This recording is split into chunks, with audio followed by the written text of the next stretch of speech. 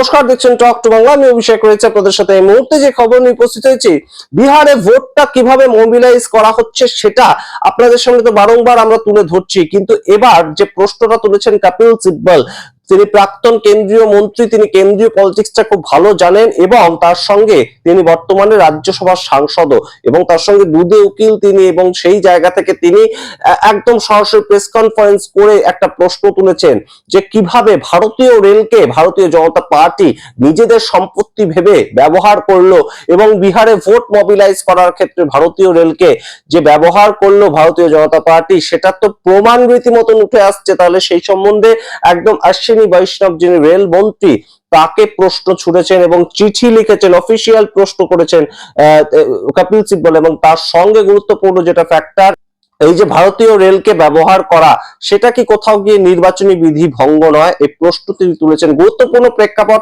গত 3রা নভেম্বর আপনাদেরকে জানিয়েছিলাম এই খবর, যে একদম হরিয়ানার থেকে বিভিন্ন জেলার থেকে একটা ট্রেন চালানো হচ্ছে, এবং সেই ট্রেন 10 কামরার ট্রেনে বোঝাই করে ভারতীয় জনতা পার্টি তাদের বিভিন্ন ধরনের মানুষকে নিয়ে আসছেন, সমর্থকদের নিয়ে আসছেন, তাদের ট্রেনের টিকিটও কেটে দিচ্ছেন। যে ভারতীয় জনতা পার্টি কয়েকদিন আগে যদি সেই কাজটা করতো, তাহলে বরঞ্চ ছট মহাপর্বের জন্য ট্রেন চালিয়েছি সেটা বলতে পারতো, কিন্তু ছট উৎসব মিটে যাওয়ার পরেও কেন হঠাৎ করে হরিয়ানা থেকে এত মানুষ বোঝাই করে ট্রেনে করে তারা আনলেন, সেই প্রশ্ন যেমন উঠছে, তার সঙ্গে গুরুত্বপূর্ণ যে ভারতীয় রেলকে অশ্বিনী বৈষ্ণব কি করে নিজেদের পলিটিক্যাল এজেন্ডার জন্য ব্যবহার করলেন। সেই ঘটনা যদি সত্যি হয়, তাহলে অবশ্যই এই মুহূর্তে ভারতীয় জনতা পার্টি তাদের কিন্তু বেশ খানিকটা চাপের মুখেই পড়তে হবে, এ নিয়ে কোনো সন্দেহ নেই। এই শেষ পর্যন্ত যদি তদন্ত হয়, তদন্ত হবে কিনা আমরা জানি না, তবে মানুষের মধ্যে কিন্তু এই প্রশ্নটা কপিল সিব্বল একদম তুলে ধরেছেন যে কিভাবে ভারতীয় জনতা পার্টি কেন্দ্রীয় সরকারে থাকা সমস্ত ধরনের সুযোগ সুবিধা নিচ্ছে।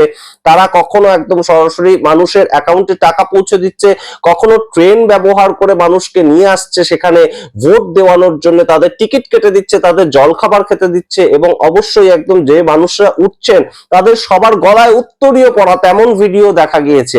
আপনারা শুনুন কপিল সিব্বল কি বলছেন, এবং অবশ্যই কপিল সিব্বলের কথা শুনে বোঝার চেষ্টা করুন যে ভোটটাকে কিভাবে মোবিলাইজ করার চেষ্টা করছে ভারতীয় জনতা পার্টি বিহারে।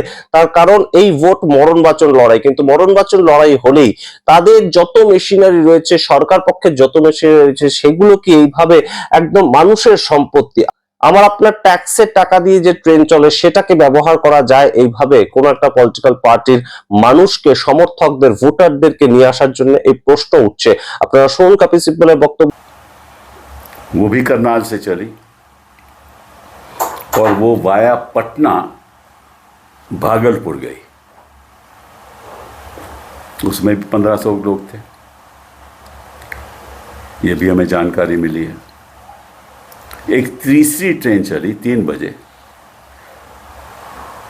और एक चौथी ट्रेन चली, वो भी 4 बजे, और दोनों वो ट्रेन 3 और 4 की गुरुग्राम से चली और पटना होती हुई भागलपुर गई। तो इन 2 ट्रेन में लगभग 3000 लोग थे। तो अगर आपको गिनती करिए चारों ट्रेनों की, तो लगभग समझ लीजिए कि 6,000 लोग थे। तो 6,000 लोग, ये अब सवाल ये उठता है कि ये लोग चुनाव में, या तो ऐसा है कि भाई केवल हरियाणा में ही स्पेशल ट्रेन चलने की ज़रूरत है कि क्योंकि ये 6,000 लोग बिहार से हैं, तो वहाँ जाकर निश्चित रूप से वोट करेंगे, या तो ये है या इनको भेजा गया है। 2 ही बातें हो सकती है ना। तो अगर तो ये हैं जो जेन्युइन वोटर हैं, फिर तो अपने ट्रेन लेकर खुद जाएंगे, तो उनको ज़रूरत नहीं है कोई स्पेशल ट्रेन की। और अगर वाकई में वहाँ गए हैं, जो उनका प्लान है, जिस वजह से वहाँ पहुँचाया गया है, तो आपको भी मालूम है और हमें भी मालूम है, ये धांधलेबाजी तो होती रही है। ठीक है, तो सबसे पहले मैं रेलवे मंत्री जी से, वैष्णव जी से पूछना चाहता हूँ कि भैया वाकई में क्या ये स्पेशल ट्रेन चली या नहीं? इनकी जवाबदेही तो बनती है ना। तो पब्लिकली बताएं, क्या ये स्पेशल ट्रेन चली? और जो मैंने कहा है 10 बजे, 11 बजे, 3 तारीख को, फिर 3 बजे, 4 बजे, वहाँ पहुँची, और अगर ये चली तो सरकार ने स्पेशल ट्रेन हरियाणा से क्यों चलाया? जब छठ में तो चला नहीं पाए, यहाँ ट्रेन चला रहे हैं, ठीक है। और अगर वाकई में चली तो किस लिए? अगर तो ये जेन्युइन वोटर हैं तो उनके लिए तो स्पेशल ट्रेन की ज़रूरत नहीं है। अगर जेन्युइन वोटर नहीं है तो फिर काहे का आपने स्पेशल ट्रेन चलवाई? कुछ छत्ता माहौल तो ख़त्म हो गया। ये सवाल तो रेलवे मंत्री जी बताएंगे ना, हमें अवगत करेंगे कि सही क्या बात है, नहीं है।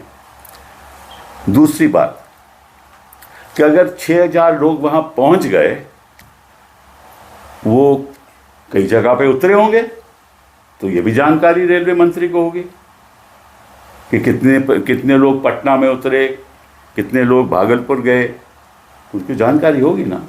कितने लोग पानीपत से आए, क्योंकि चली तो ट्रेन वहाँ से करनाल से, कितने तो पानीपत से कितने लोग वहाँ से चढ़े उसमें, और कितने लोग गुरुग्राम जो ट्रेन चल रही थी, कितने लोग वहाँ से चढ़े, और कितने लोग पटना से, फिर पटना के बाद वो भागलपुर गए, तो ये जानकारी भी उनको होगी। तो ये बहुत ज़रूरी है, और फिर पता चलेगा। और दूसरी बात यह है कि अगर सरकार ने ट्रेन चलाई है तो खर्चा भी सरकार का होगा ना। तो अगर सरकार का खर्चा है और स्पेशल ट्रेन हरियाणा में चल रही है जो वहाँ वोटर नहीं है, तो खर्चा किस लिए भाई? ये भी जानकारी मिलनी चाहिए। कपिल जी, मैं कुछ बोलूं? आपने 1 मिनट में ख़त्म करके फिर आपको मैं आगे करूँगा कि बोलिए।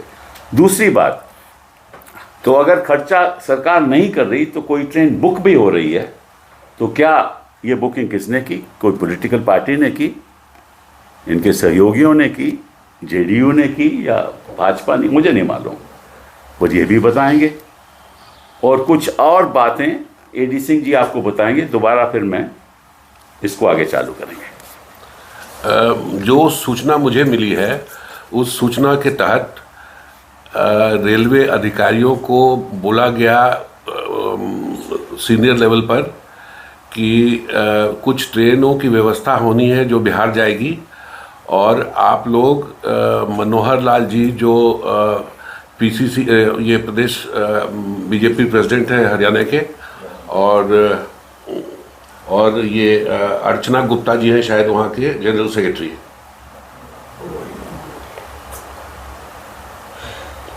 इनसे ये लोग से आप कोऑर्डिनेट कर लीजिए।